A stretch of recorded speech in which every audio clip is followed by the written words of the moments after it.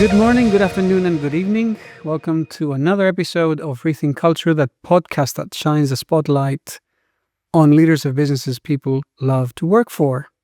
My name is Andreas Constantinou. I'm your host, and I'm also a micromanager turned servant leader who developed a passion for workplace culture. At Rethink Culture, we're on a mission to help 1 million businesses create a healthier, more fulfilling culture at work. And our latest project is the Culture Health Score. That's an online service that lets you build a high-performance culture. Today, I have the pleasure of welcoming Stephan Meier.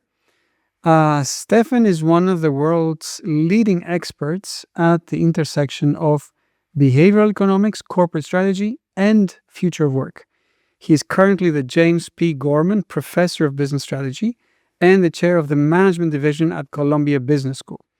He's also the recent author of The Employee Advantage: How Putting Workers First Helps Business Thrive. He's an award-winning teacher at Columbia Business School, and every year hundreds of students learn from him about the human side of strategy, which is his favorite topic, as he tells me. He lives in New York, which is currently experiencing sub-zero Celsius temperatures. And in his free time, he creates Lego stop-motion movies related to his books and his research. And with that, very welcome to the Rethink Culture podcast, Stephan. Thank you so much for this nice introduction and having me on the show, Andreas. You're very welcome. So, how did you end up becoming an academic? You were telling me earlier that your parents were not academics.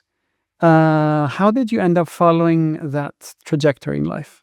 Yeah, thank you so much. Yeah, I grew up in a small town in Switzerland, just outside of Zurich, and I actually never wanted to go to university. And my father he's retired now, is a plumber.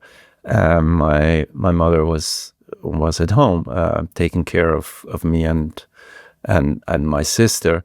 And I actually always wanted to be a carpenter.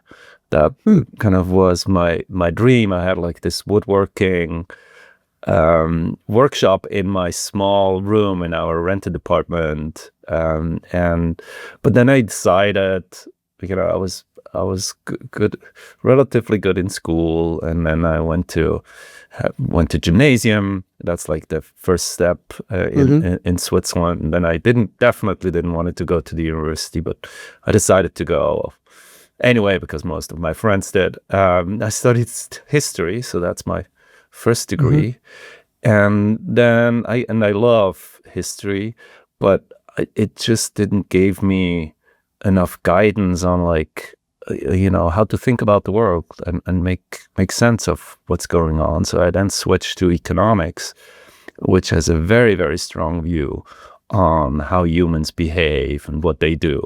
The humans in economic models are like perfectly rational. They're very self-interested.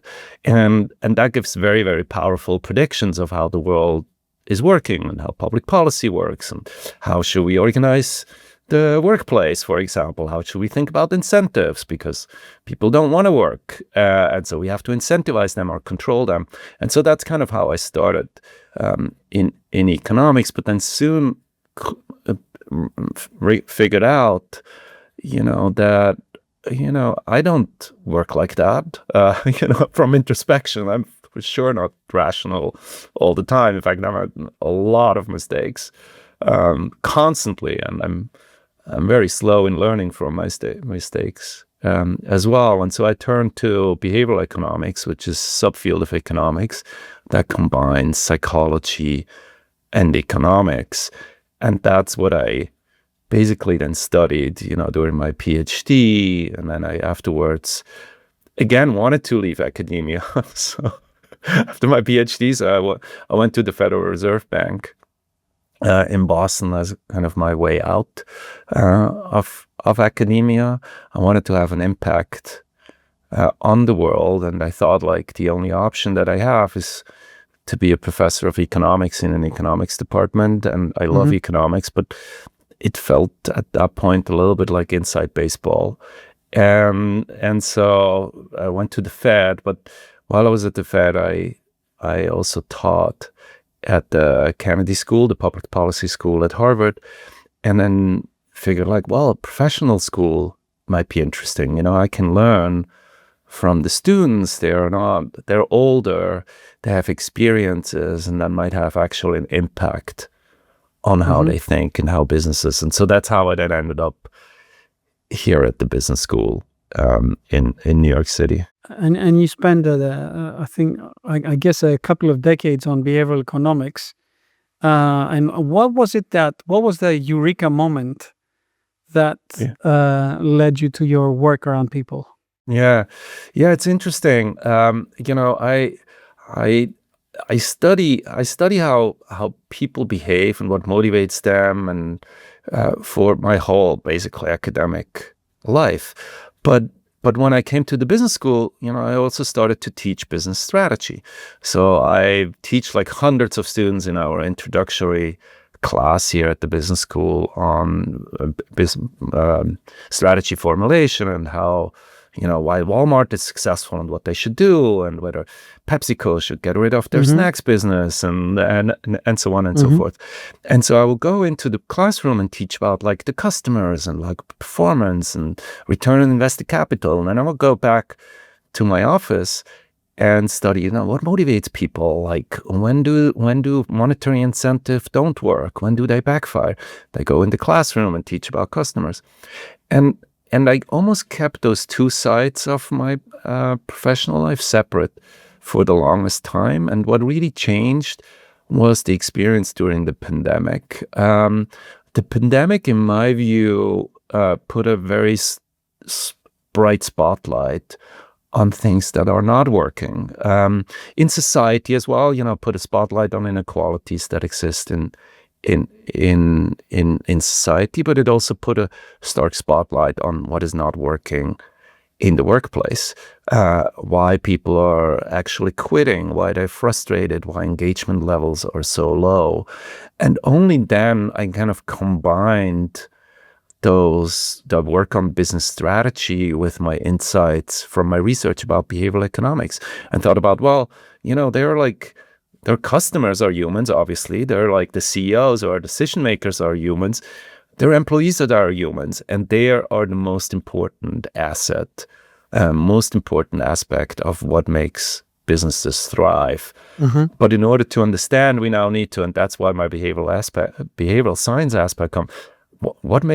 How do they work? Why do they work? What makes them productive? What makes, you know, as you talked in the introduction, you know, what is a culture? What does a culture mean that creates high-performing teams? And in order to do that, we need to understand, why do they show up?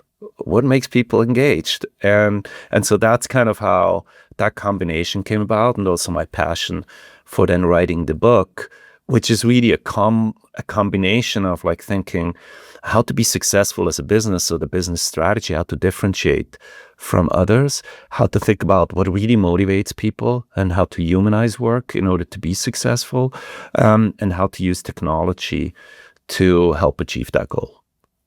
So what's the strongest proof that you've come across linking how we treat people at work and how that relates to performance? I mean, I think like there are a number of like empirical studies that just show that, you know, if people are very engaged at work, productive, as a shortcome for like they're actually treated well, you know, the organization is much more successful as a result. And you can look at like a lot of like different aspects of that. You know, you talk about culture a lot.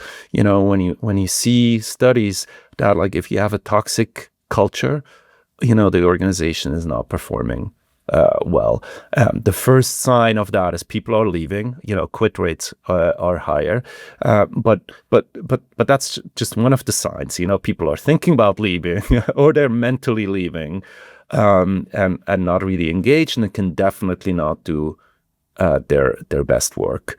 And you can look at organizations that do that very differently, and we don't have to go to like, tech firms who, have also the resources and like have the margins to spend a lot of money on that. But like firms like Costco, a retailer here in the US, which is very employee centric. They treat their employees very, very nicely. And in particular, they give them very clear career path within the organization, help them to see, this is how you can move up the organization. And as a result, they 90 or plus percent of their higher level is promoted internally.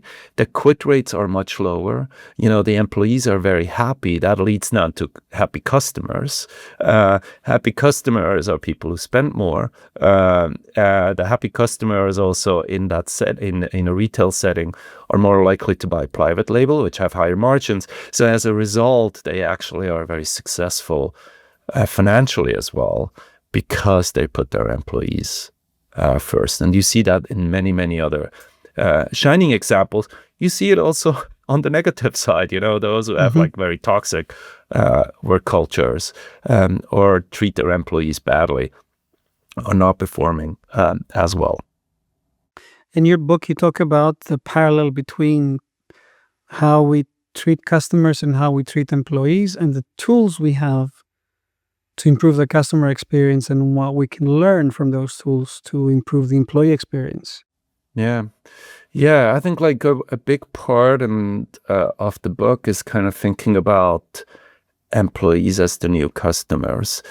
Customers gained power in the last 2 decades. And so customer centricity is really, really important. And those who really dedicate themselves to customer centricity are going to be successful. And I argue in the book that the same trends that led to customer centricity are also leading to employee centricity.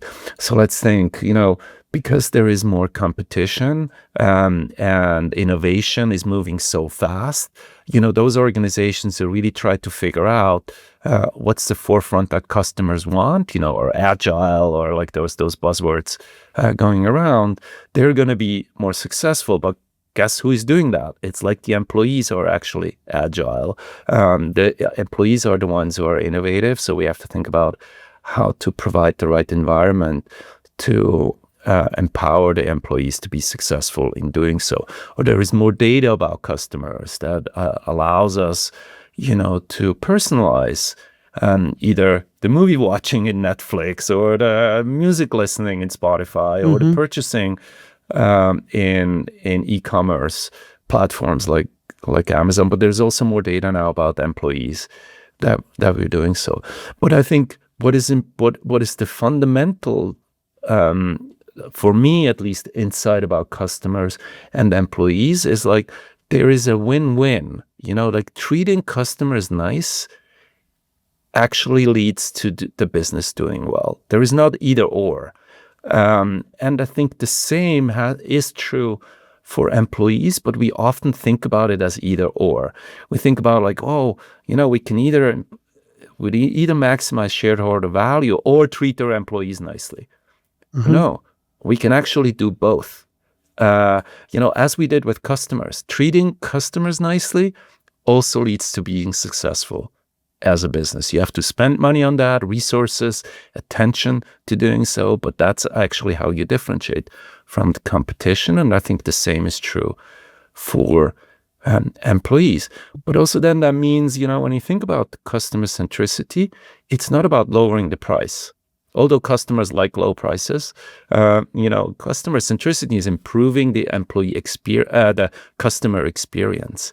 And the same is now true when you think about employee centricity. It's not only or necessarily about increasing the wage, but it's actually to improve the employee experience. That's like, aspects like culture or whatever, or like social interactions is part of that experience that actually now creates a very engaging, productive, innovative workforce that can actually make the business be successful. Do you have any examples of companies that have done it really well, of taking the employee experience to the level of the customer experience? Yeah, there are a couple of companies who do that exceptionally well in some aspects or the other. So there is, for example, there is Eli Lilly, the pharmaceutical company in the US. They were struggling for a long time with diversity in the top management. So there were not enough women or people of color in the top management ranks, and they did they did everything. They didn't have policies in place that were discriminating against those groups. So they were like, what can we do? And then they thought about, well, what do we do with our customers, with our patients? And what they do with patients is like figuring out, doing customer journeys, like figuring out what are like the moments that matter for our customers that like would really make a difference. So they literally took the marketing team that were doing customer journeys and doing employee journeys. So, and they started with like the first segment were women in their career path, and thought about, what is the experience of a female working at Eli Lilly? What are moments that matter?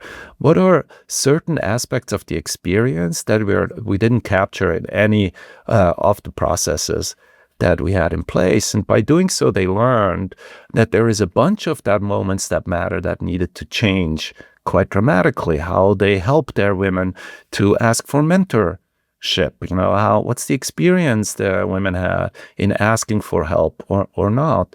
And by then using those insights, they were able to increase kind of the share of female in the top management team by a significant amount. And now it was so successful that they're now on their 6th or 7th of those journeys. They went with female, then there were the people of color, Hispanics, and so on and so forth. So that's just one example of like literally taking the tools of what you do for your customers, hear about getting insights from your customers, applying it to your employees, and then changing the way you operate your organization in order to improve the employee experience, in order to, improve kind of the business outcomes as a result. I know you have a strong view about hybrid work, and I'd love to hear more about. Yeah, hybrid work is an interesting aspect. Now, I'm a strong, just to be upfront, I'm a strong proponent of hybrid work, and I'm very, very skeptical of those organizations, Amazon being the latest one, who call everybody back to the office. Having said that, I can understand the tension. When you look at, and if I describe in the book, what motivates people, there are two things, two of the four that I talk about that directly speak to hybrid work. One is autonomy and the need for, having flexibility and like being in charge, being empowered to make the best choices for what I do in work and what happens in my life. Now, if you want to optimize this, you should get full flexibility. But another one that is critically important is what I call working together works. It's relatedness, social interactions. And when you want to optimize this one, you want to maybe have everybody together all the time. And so there is this tension between those two. And a lot of mistakes happen because executives then think like, being in a team is all about like we're together. And so let's optimize this, maximize this by having 5 days in the office. But that's not true. You actually have to balance, first of all, those two, giving enough autonomy and giving and optimizing kind of what you do when you work together and making sure that working together really works. And I think culture is one part of it. But then also realizing that if I think about my week and what I do in my job, what I do is like, different tasks. And some of those tasks I actually can do better alone. In fact, I should do them alone. I should be deeply focused, and I should do them when it's best to do them for me, without having to coordinate with anybody else. I personally, I'm a morning person, so I get up really early, and I do my most productive work in the morning. I'm in the late afternoon. I'm not that productive. Actually. So I should do the work really early on, maybe take a break afterwards, which is longer, and then do some administrative work later. Others are different about that. So some tasks I do that, should do alone, wherever I want to do that. And certain tasks I should do with others. Discussing, talking with people, having conversations, where body language might be important. We might actually need to be physically together. And then those tasks. Mentoring, I talk to executives about this all the time in my exec ed programs here at Columbia, and a lot, talk about, mentioning culture, talk about like, well, the culture really suffers when we're doing hybrid. And I say, well, what aspect of culture?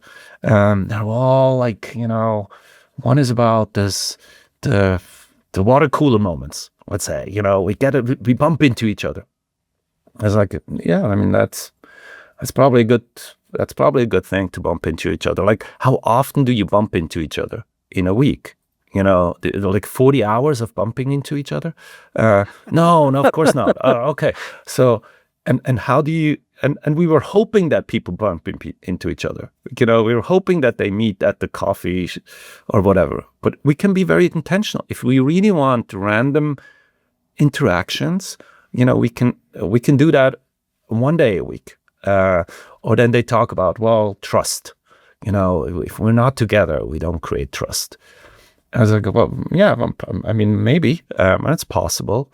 Like, do you do 40 hours of trust building? No, of course not. Well, if you really care about trust, maybe we can, like, every month, once a week, we hike through whatever, somewhere. We do something that is really trust building, if we really care about that. So we can be very intentional about this, and most tasks that need working together works. We don't need 40 hours. We can do that in 3 days. We can do that in 2 days, maybe 1 day. I don't know. For every business, that's different, I think. But if we're intentional about this, we can actually shift the tasks that I need alone time to do on my remote days. And we can shift then the activities that need a lot of coffee breaks and then a lot of talking together and, feeling the body language and being in the same room. We can do that. We don't need 40 hours So to do that. I'm hearing let's be very intentional about how we use the time together. We have to be exactly. We have to be extremely intentional about this, and also moving a little bit away from, like, we're so fixated about the physical space as defining this. We want to do the best work, and we can be very intentional about doing the best work without being constrained and like, there is the office or there is not the office. There is a lot of intentionality about, like, optimizing when and where we do work. Stephan, if you were to design the perfect research study, the one you would dream of doing, what would it look like? What would you like to research? Oh, that's now you're tapping into my research stuff. There are many, many research aspects that I would like to study, but I think one that I'm very passionate about it, and this is related. I think what you're talking about is about culture. How to create, like, positive interactions, social interactions. How to make sure that we are very intentional also about our social interactions with others. There is an interesting study I describe in in the book that is not, I didn't do that, as one of my colleagues, co-author, that did it in Turkey, where there's a bunch of firms in Turkey who had like problems with toxic work cultures. So they created workshops for middle managers and managers to actually have a more positive interactions in their teams. And a lot of those have to do with language. How do you communicate to you? How do I take, how open I am to feedback, to criticism? There was a lot of role playing involved, and it had like huge impact on the toxicity and the workplace culture. There was psychological safety went up, like people are more happy or feel supported by their bosses, and whatever. One research study I would love to do is whether those workshops, which are effective but costly, whether some of them can actually be done with generative AI. A lot of conflicts are about language. A lot of culture has to do with norms, how we communicate, how we do things. Is there a possibility to use generative AI to practice this? To actually have a very scalable way of giving people feedback in how they communicate, helping them be better leaders as a result. It's one of my students, she works, a former student who works in Morgan Stanley in the AI department, told me that she uses one of those personal AIs to practice for difficult conversations. As leaders, we all have to do, give feedback, practice difficult conversations.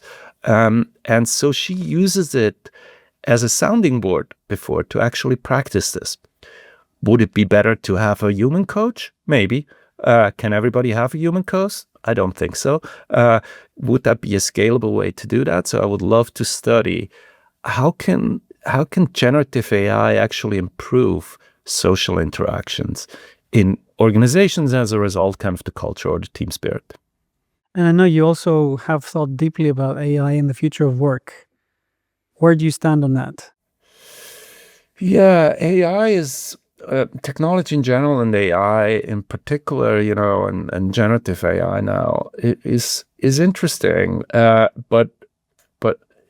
But I think, I personally believe we have to really keep the humans in the center. Have a human-centric implementation of AI and technology in general, for a couple of reasons. One is people are anxious, obviously, about what generative AI does to their job, or what AI does to their job, and we need to be, as leaders, very careful in implementing it, keeping that anxiety in mind, because there are two aspects of this. One is kind of the will of implementing it.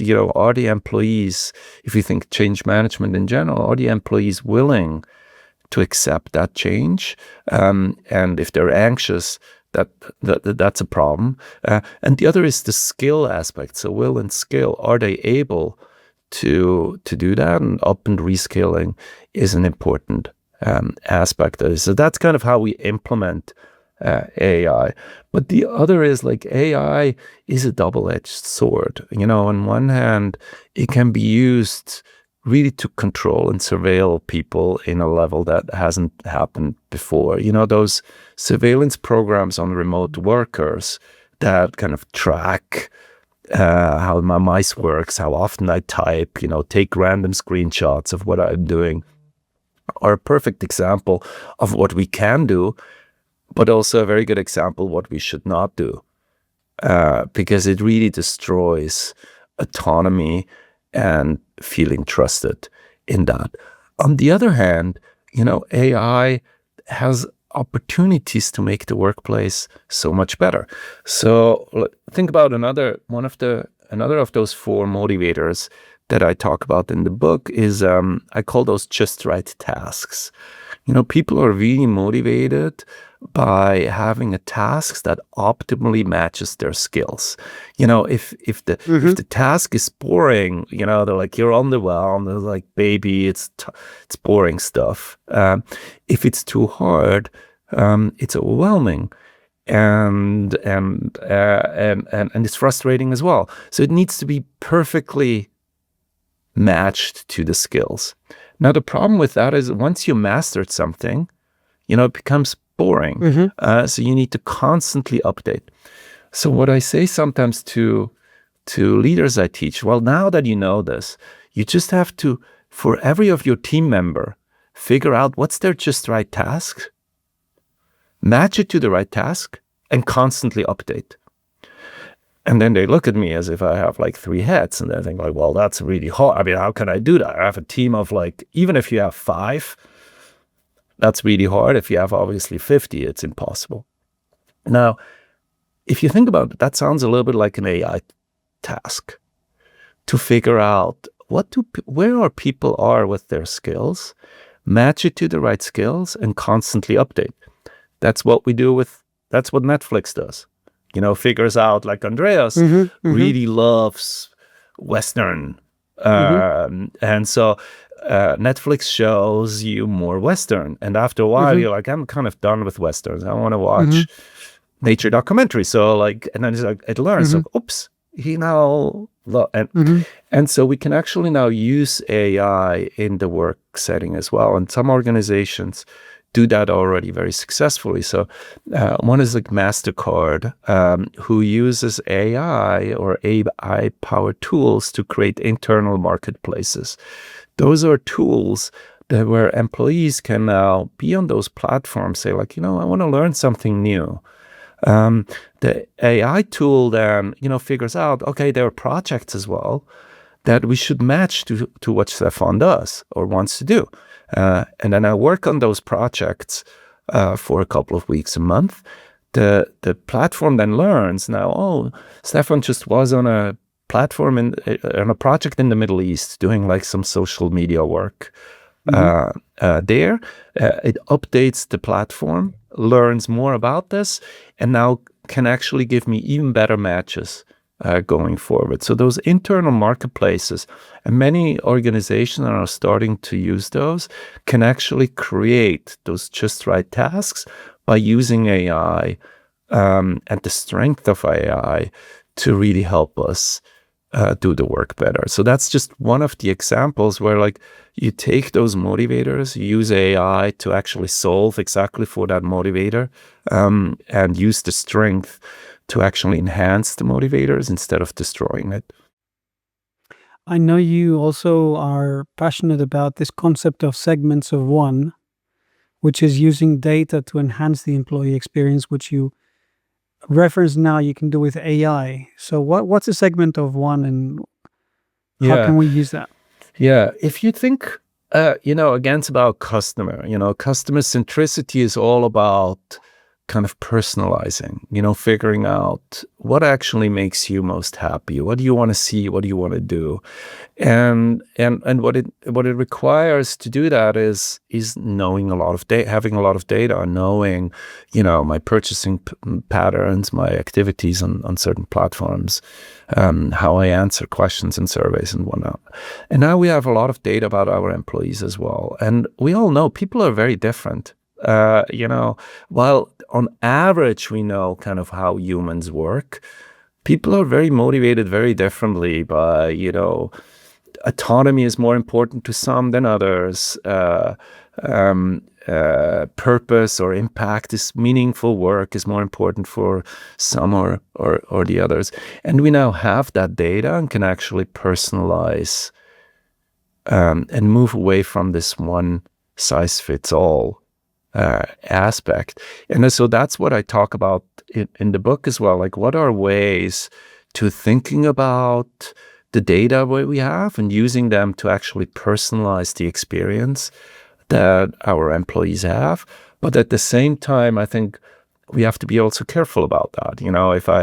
if I would tell, look, now we know everything about you, worker on the rails, and now that I can use that data to like give you certain perks and not others, or like personalize the experience, people are obviously very suspicious about this. So I also talk a lot about like what you actually need to do in order to make sure that you're always very transparent, you involve the workers. In my ideal work, it helps people.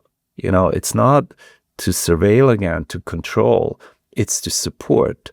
And so there is no reason to keep it a secret. Why shouldn't I be very transparent about like how I use the data, involve workers and employ the workforce in making sure that they're okay with the privacy concerns that obviously come with using the data in a productive way. How are you responding to leaders who are unintentional about how they treat employees? How are you guiding them? How would you whisper to their ear about being more intentional about how they treat employees? Yeah, that's a very good question, and a really hard one as well, because it needs, it needs some self-reflection. It needs people to be aware that they can do better. It needs them, you started your intro talking about you being a micromanager, or used to. And it needs leaders to be open to get that feedback on that. I do think that in nowadays, because we see some of the problems with engagement and quit rates, that they're more open to that. When I ask executives about what is the most important thing they have to do about the future of work, motivating talent is always on top of the list. So that's how I try to convince them, is like, if you want to motivate your employees and really care about high performing teams or being or creating an engaging workplace, you have to be intentional about this. Does that make the work of the leaders harder? Yes. It's going to be it's harder than to phoning it in, but it is very important to kind of moving from that, let's say, micromanager to being what I call like an engaged coach. You become a coach, but still very engaged. You're not disengaged, because the difficulty is like, when you think about moving away from being a micromanager, then it's like, well, now it's I give you autonomy, like you go and run. But I still want to be very engaged, frequently giving feedback and being in the loop, not to control, but to actually set up empowerment to be successful. And hopefully more and more leaders will be able to do that.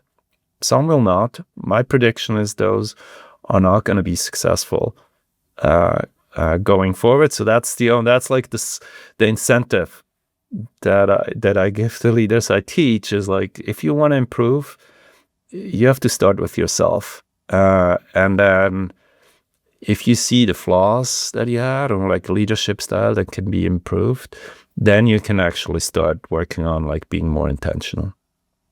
There's so much parallels between parenting and leadership in business. And I very much like the analogy of the parent-child relationship. We very much reflect and unconsciously copy that in business. Yes. By applying this leadership by authority and assuming that the other person, will follow, because that's the leadership model we've been taught in our families. Yes. No, that's absolutely true. I mean, I like, I know we might come back to my passion for Lego, but like the Lego movie, the first one, I don't know whether you remember that movie, but like the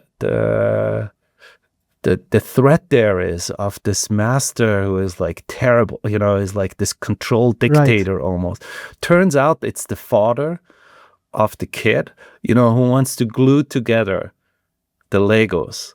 He wants to actually glue it together, and the kid was like, no, I want like to be free and do, and that's kind of the parallel, like we can't control. In order to create amazing things, we have to empower our kids as well, and that means they fail sometimes. That's okay.